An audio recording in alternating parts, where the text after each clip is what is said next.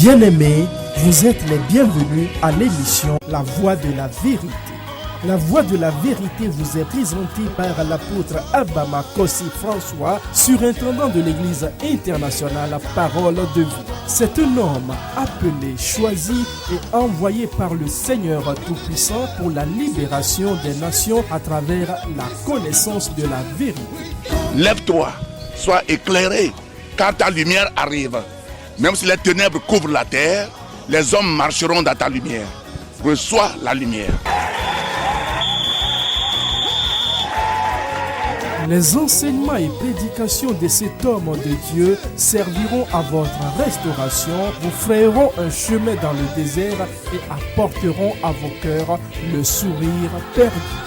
Suivez à présent votre serviteur, l'apôtre Abama Kossi François, et soyez tous bénis. Alléluia. Je veux que tu acclames le Seigneur ce matin avec un cri de joie. Alléluia. Il nous a donné la vie. C'est pourquoi nous sommes devant sa face. Acclame encore le roi des rois pour la vie. Amen. Lève tes mains. Père, nous te disons merci. Nous voulons t'écouter. Donne-nous ta parole. Ouvre mes lèvres, papa. Que personne ne quitte comme il est venu. Même ceux qui sont fidèlement connectés de près ou de loin. Accomplis le désir de leur cœur. Est-ce que tu peux dire Amen? Merci, Saint-Esprit. Nous voulons t'écouter. Dans le nom puissant de Jésus. Amen. Que quelqu'un acclame le Seigneur. Alléluia. Assois-toi, salue quelqu'un à côté de toi. Dis-lui, je suis content parce que tu es à côté de moi. Et tu ne partiras pas comme tu es venu. Le thème de ce mois, c'est préservé par l'onction. Et nous avons vu préserver, c'est quoi? C'est protéger. Préserver, c'est cacher. C'est sécuriser. Préserver, c'est sceller. Mais aujourd'hui, nous allons voir vivre dans l'onction. Dis Amen.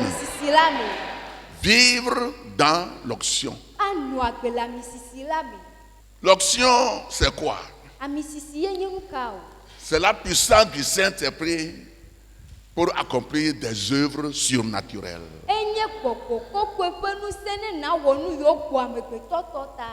Surnaturel veut dire qui est au-dessus du naturel. Surnaturel veut dire extraordinaire, qui n'est pas ordinaire. Donc, tu as besoin de l'onction dans ta vie en tant qu'enfant de Dieu pour faire des exploits dans la vie. Et ce n'est pas pour les pasteurs seuls. Ce n'est pas pour l'église seule.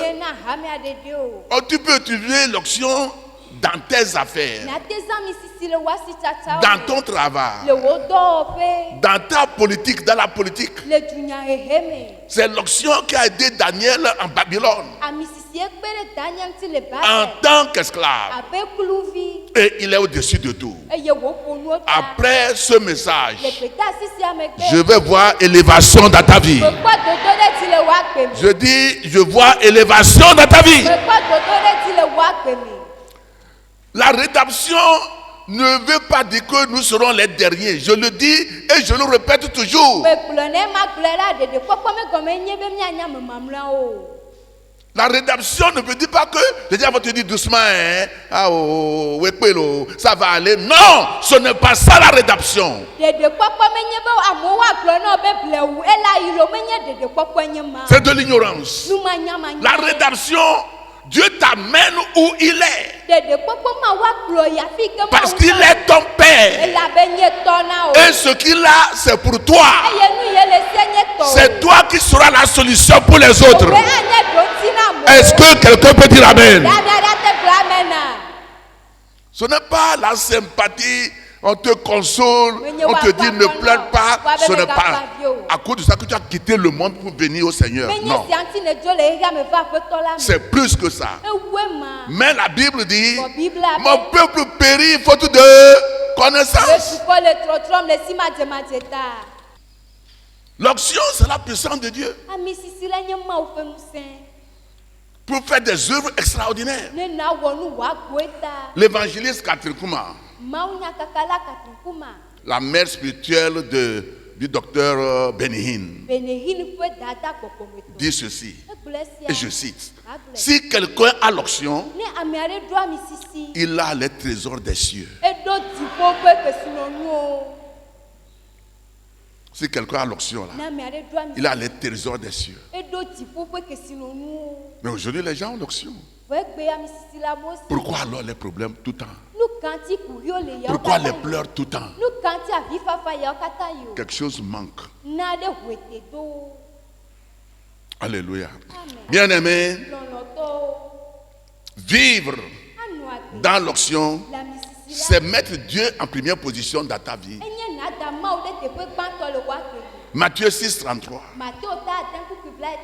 Mettre Dieu en première position dans ta vie. Dans tout ce que tu fais. Et écoutez bien, l'onction est pour le service. Alléluia. Pour travailler dans l'église. Pour prier. Pour évangéliser. Pour faire quelque chose. Pour sauver les âmes. Pour chanter. C'est pour cela qu'on donne l'onction. Très, très, très important. Je veux que tu sois ouvert ce matin. Ouvrez vos Bibles. Psaume 89. Verset 21 au verset 25. J'ai trouvé David, mon serviteur, je l'ai oint de mon huile sainte. Ma main le soutiendra et mon bras le fortifiera. L'ennemi ne le surprendra pas et le méchant ne l'opprimera point. J'écraserai devant lui ses adversaires et je frapperai ceux qui le haïssent. Ma fidélité et ma bonté seront avec lui et sa force s'élèvera par mon nom. Amen.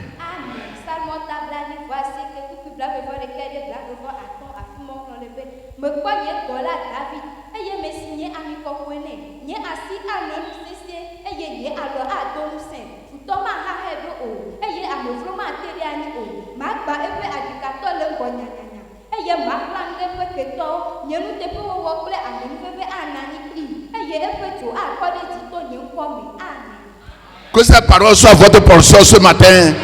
Dans le nom de Jésus, l'ennemi ne peut pas vous toucher.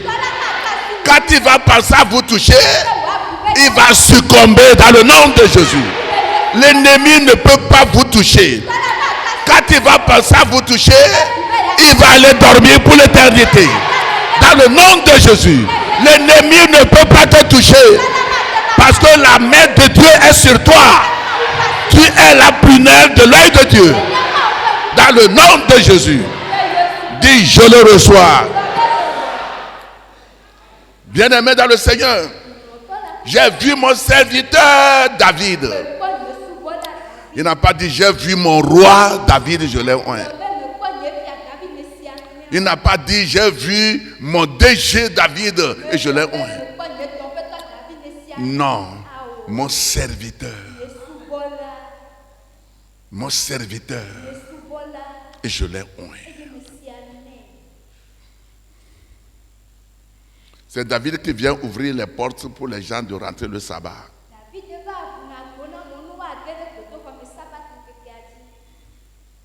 Il dit, je demande une seule chose. Et je le demande ardemment. De rester dans la maison de mon Dieu tous les jours de ma vie. Somme 27, verset 4. Tous les jours. Quand les gens quittent l'église, ils ferment la porte. Il vient à l'église avant que les gens ne viennent. Néanmoins, Dieu dit, j'ai trouvé un homme selon mon cœur. Je suis dans la joie. Lorsqu'on me dit allons dans la maison de l'Éternel. Psaume 122, verset 1. C'est David. Il est content d'aller dans la maison de Dieu. Bon nombre de nous, quand il est jour pour aller à la messe, aujourd'hui, encore la messe, il se plaint. Il se plaint. Service. Jésus dit, je suis parmi vous comme serviteur. Je suis au milieu de vous comme un serviteur. Matthieu 20, verset 28. Matthieu 20, 28. Jésus sert les gens. Dieu n'utilise pas les grands, les gens qui sont comme ça. Non,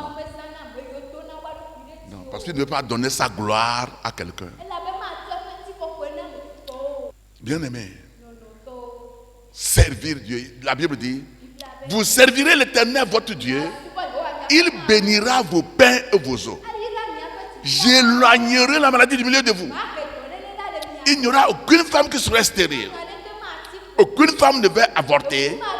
J'accomplirai le nombre de vos jours. Est-ce que tu veux dire Amen? Ce n'est pas dans le plan de Dieu que l'enfant de Dieu meurt prématurément.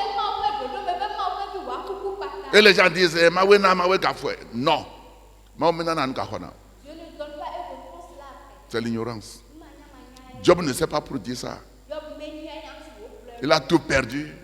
Et il dit, Dieu a donné, Dieu a reçu. Non, ne dites pas ça. Ouvrez vos Bibles. Ecclésiaste 3, verset 14. J'ai reconnu que tout ce que Dieu fait durera toujours. Qu'il n'y a rien à ajouter et rien à en retrancher. Et que Dieu agit ainsi afin qu'on le craigne. Ça durera toujours. Ce que tu as, ça va durer toujours. Le premier pilier pour marcher dans l'onction, marcher dans la justice. C'est le premier pilier. Il faut marcher dans la justice. Psaume 45, versets 7 à 8. Ton trône, ô Dieu, est à toujours.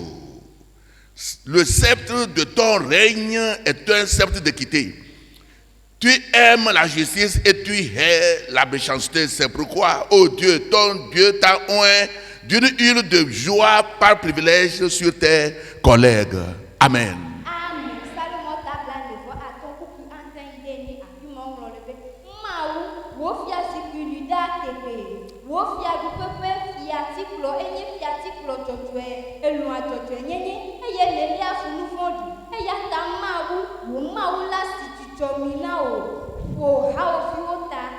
Amen. La justice. Tu veux l'onction et marcher dans l'onction. Une vie de justice. Daniel a amené une vie de justice en Babylone en tant qu'esclave. N'importe ce qui se passe. Et le roi voit que quand cet homme est devenu quelqu'un qui garde l'économie de Babylone, mon royaume a de l'argent. Et le monsieur aime Daniel, un esclave à cause de sa justice, son intégrité.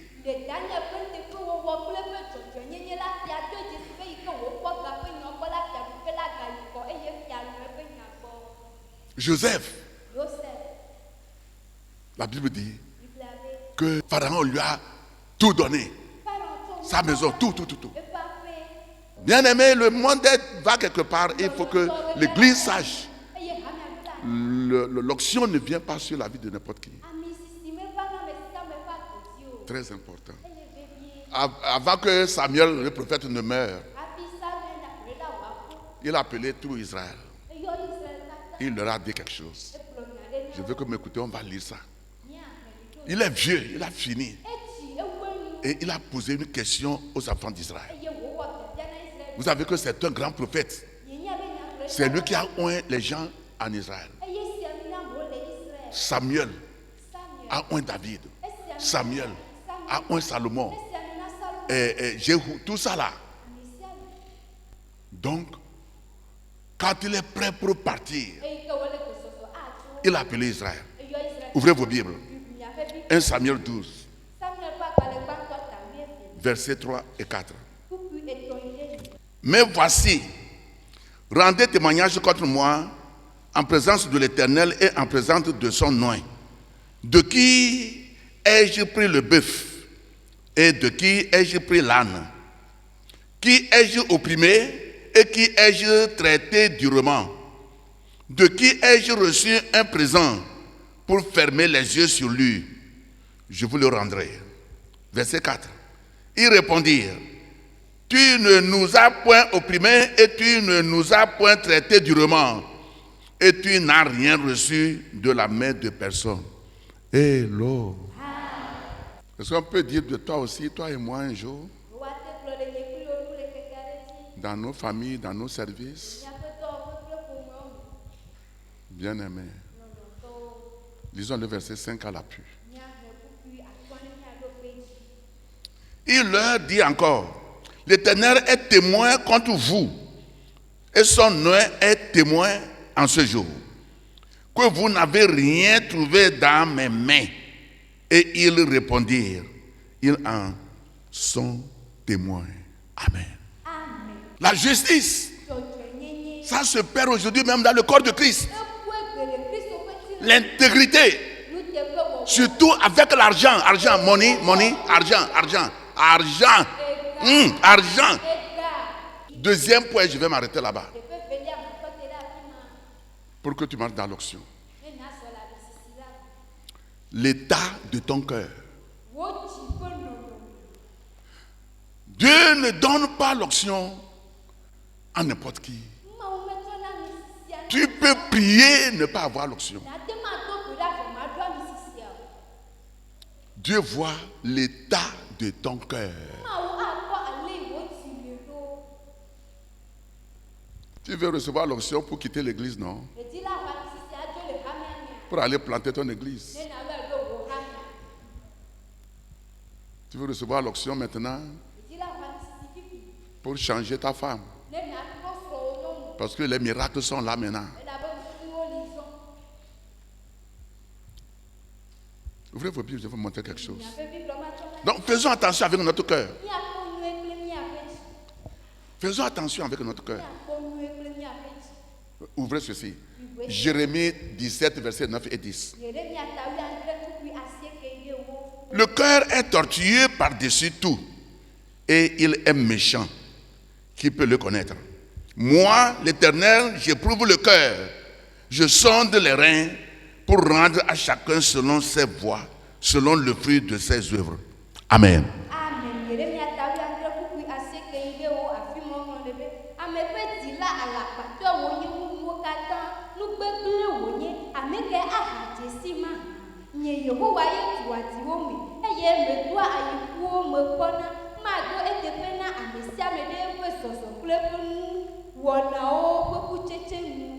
Amen. Le cœur. Dieu dit que lui seul connaît le cœur et les reins. Le cœur est méchant. C'est-à-dire la personne peut parler avec toi correctement, mais il dit autre chose dans son cœur. C'est pourquoi bon nombre parle la langue, mais on a peu de personnes qui ont l'onction.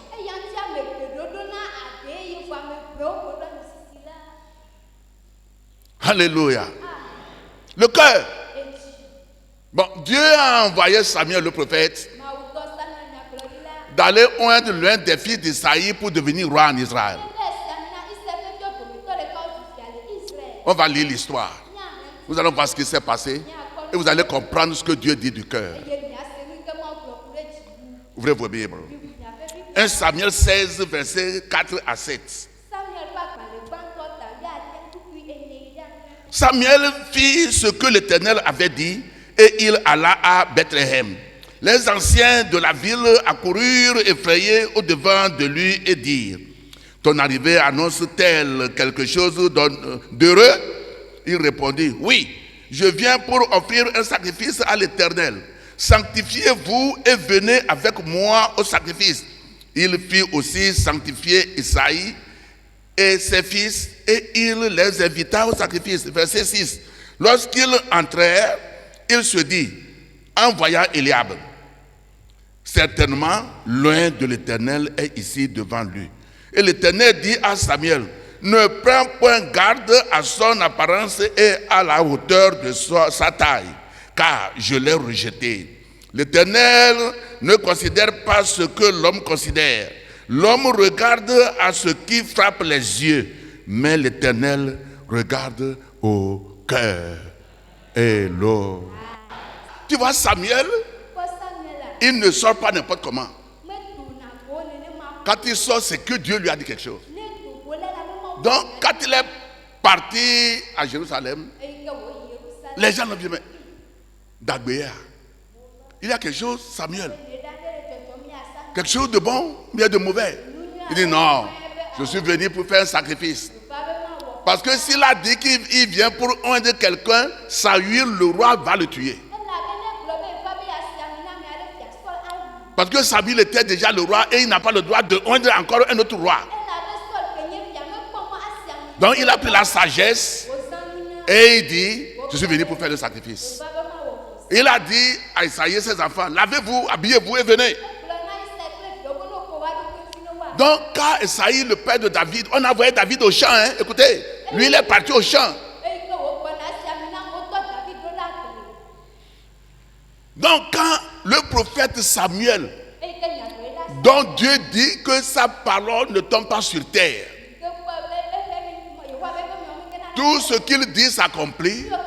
Quand il a vu Eliab, le premier fils de David, de Saïd, dit, ah vraiment, certainement, c'est loin de Dieu.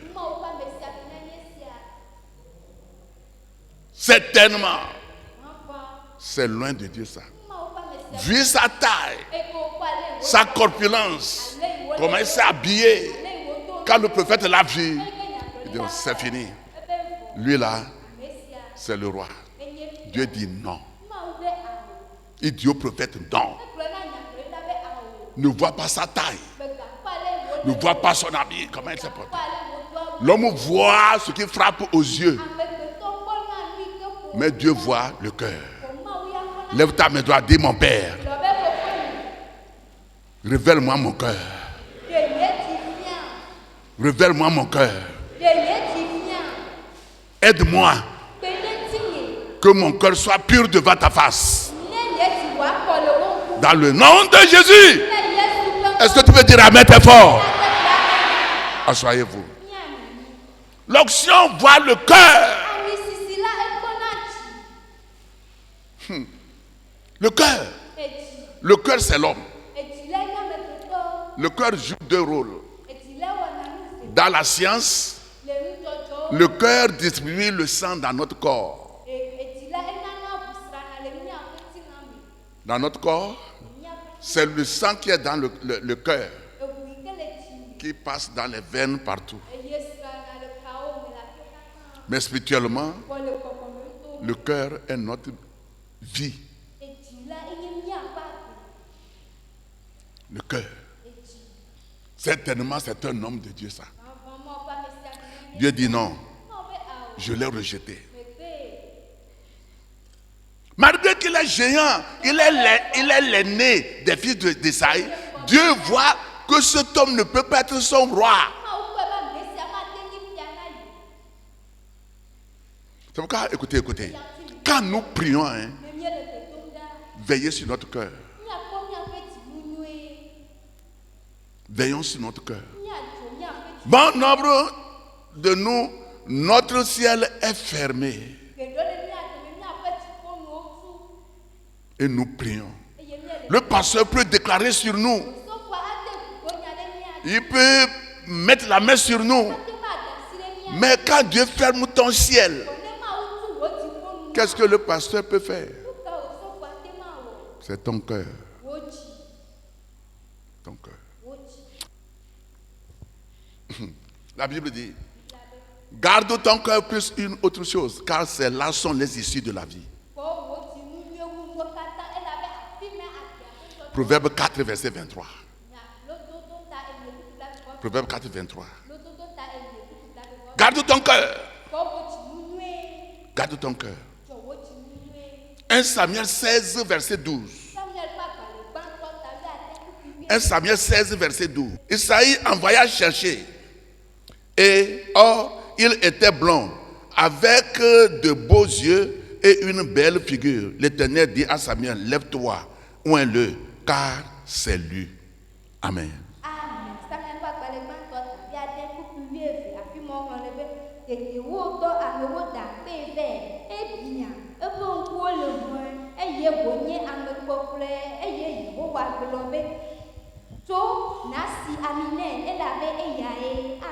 Jonas Aminen. Et il parlait de qui? David. Qu'on a amené du pâturage.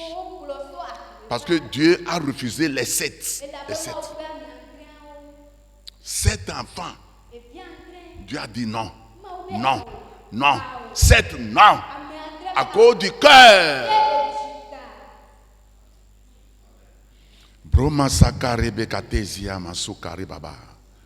Bien-aimé, je vous en prie, tu ne sais pas quand Dieu va t'appeler.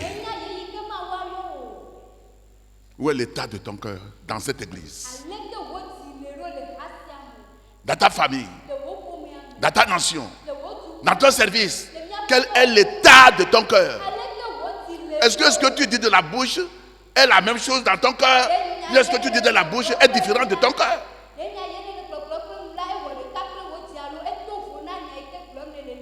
C'est pourquoi bon homme n'a pas l'onction.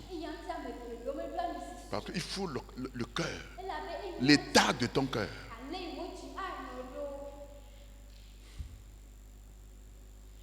Ouin-le. Malgré qu'il n'est pas dans le programme de son père. Mais comme Dieu voit le cœur, on est parti l'appeler au champ. Même si le pasteur n'a pas prié pour toi. Et quelque chose se passe dans ta vie. C'est comme on t'a oublié. Malgré que tu travailles bien. Ce Dieu qui voit tout là. Sur ton lit, il va te toucher là-bas. Dans ta maison, il va te visiter. Dans ton école, il sera présent là-bas. Le cœur. Le cœur. Pour terminer. 1 Samuel 17. Je vais continuer deuxième culte. 1 Samuel 17, verset 1 et le verset 13. 1 Samuel 17, verset 1 et le verset 13. Les Philistins réunirent leur armée pour faire la guerre. Et ils se rassemblèrent à Soko, qui appartient à Juda. Ils campèrent contre Soko et Azeka et Éphèse d'Amin. Verset 13. Les 3 fils aînés d'Esaïe avaient suivi Saül à la guerre. Le premier-né de ces 3 fils qui étaient partis pour la guerre s'appelait Eliab. Le second, Abinadab. Et le troisième, Shama. Amen. Écoutez ici, écoutez, je vous en prie. Les 3 personnes, Eliab, Abinadab, et qui? Shama. Ce sont eux que Dieu a rejetés et n'ont pas versé l'onction sur leur tête. Maintenant, ce sont eux qui ont suivi Saül pour aller combattre Goliath. Est-ce que c'est possible? Mais répondez-moi. Est-ce que c'est possible? Dieu les a rejetés. Maintenant, à la guerre, les 3 fils que Dieu a rejetés à cause de leur cœur ont suivi Saül le roi pour aller affronter Goliath. Vous connaissez le résultat. Il ne peut pas. Ils n'ont pas pu. Et celui qui a un bon cœur, qui n'a même pas été soldat, qui est David, qu'on a oint devant ses frères, et il est reparti au pâturage pour paître. Dieu, son père dit, viens prendre la nourriture pour aller donner à tes frères au champ de bataille. Un berger, c'est lui qui a décapité Goliath. Parce que l'onction est sur sa tête. Je prophétise, à partir de ce matin, Un nouveau jour va se lever dans ta vie. Tes faiblesses seront changées en puissance. Ton ignorance sera changée en sagesse. Ta faiblesse sera changée en force. Dans le nom de Jésus de Nazareth. N'importe les assauts de l'ennemi, je déclare et je décrète, avec l'onction du Saint-Esprit sur ma vie, avec le mandat apostolique, que tout ennemi devant toi va chuter. Vous irez de gloire en gloire. Vous irez de puissance en puissance. Dans le nom de Jésus. Si tu es malade, le Seigneur te guérit ce matin. De la tête jusqu'au pied, reçois ta guérison. Tu as mal au rein, le Seigneur guérit tes reins ce matin. Il guérit ton ventre. Il guérit ta poitrine. Les maux de tête. Recevez la guérison maintenant. Au nom de Jésus. Père, je dis merci. Parce que tu as donné ta parole à ton peuple. Tu as envoyé ton réveil. Dans le nom de Jésus. Merci mon Père.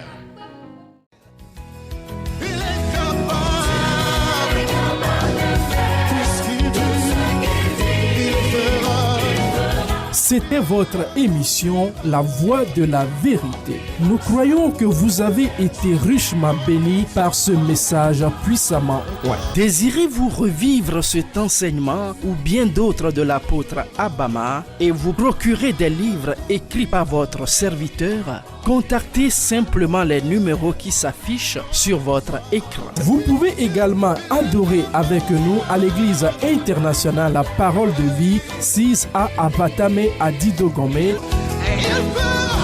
Pour vos prières et conseils, les numéros suivants qui s'affichent sur votre écran vous sont accessibles 7 jours sur 7, 24 heures sur 24.